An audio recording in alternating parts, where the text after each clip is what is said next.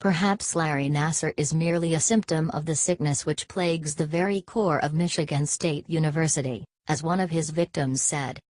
The allegations in this latest lawsuit against MSU go straight to the disease itself.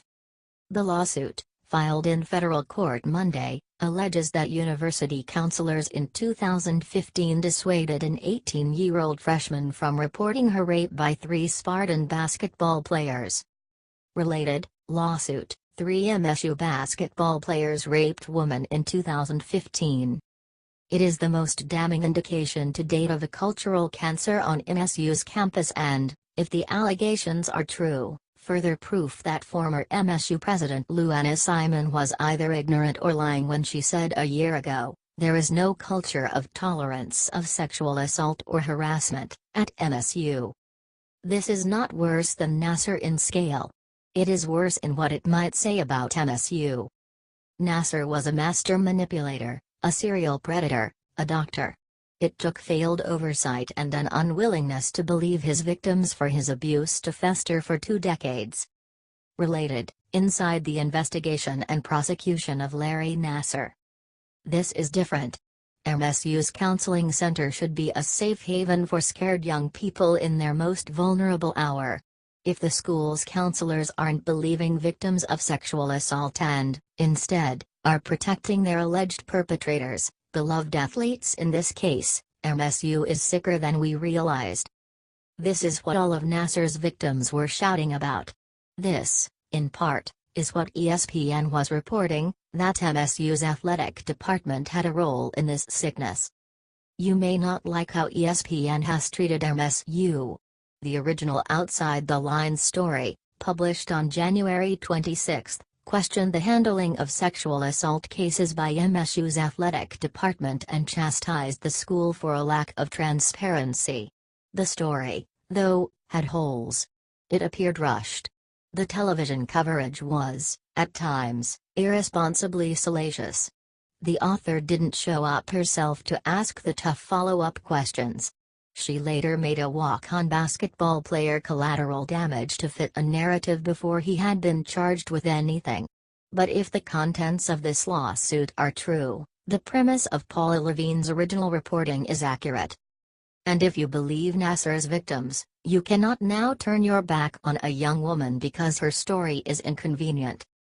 If we say we are to believe victims of sexual assault, that means believing them without preconditions. Those who are accused also deserve our ear.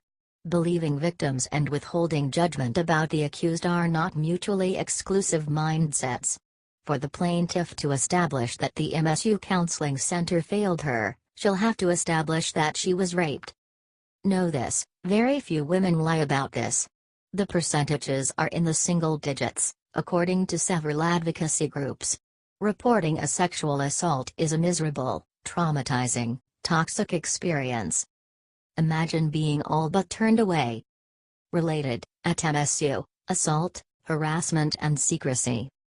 The young woman in this case, who remains enrolled at MSU, alleges the following in the lawsuit.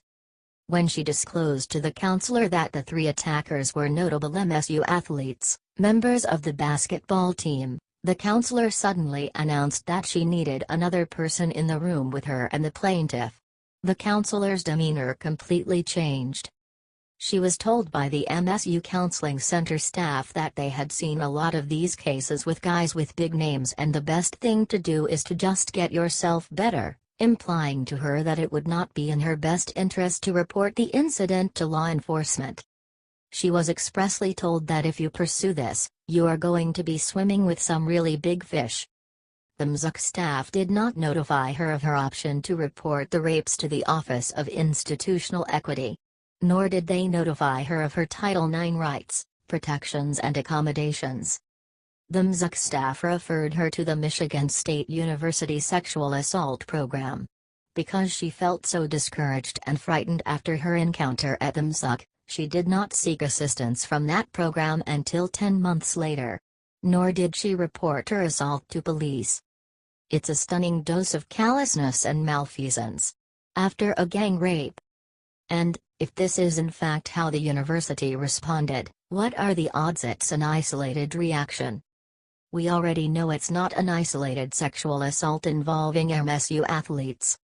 Related, timeline, MSU and its handling of sexual assault cases. The woman said the rape occurred just after MSU's 2015 Final Four run. The three players are not identified by name in the lawsuit. There are procedural reasons why we didn't name them, the plaintiff's attorney, Karen Trishkovsky, said Tuesday. At this point, they haven't been charged with anything. We made the strategic decision at this point not to name them as defendants.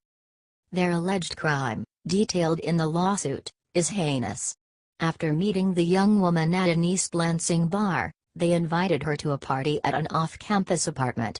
Once there, after being coaxed into a bedroom under the guise of looking at basketball memorabilia, the victim says the lights went out, she was pushed face down onto the bed and raped from behind by all three, one after another.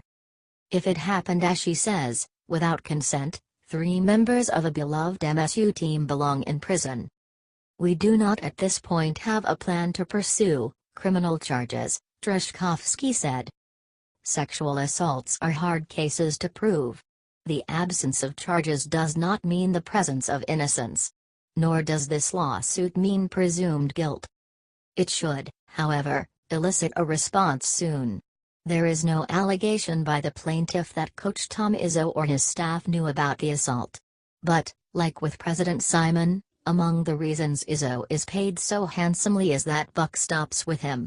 He can't control what his players do. But if they do wrong, it reflects on his program. On him. For the university, a reckoning is coming. Nassar's victims have done what MSU wouldn't, make other sexual assault victims feel safe coming forward. The worst, for MSU, might be yet to come.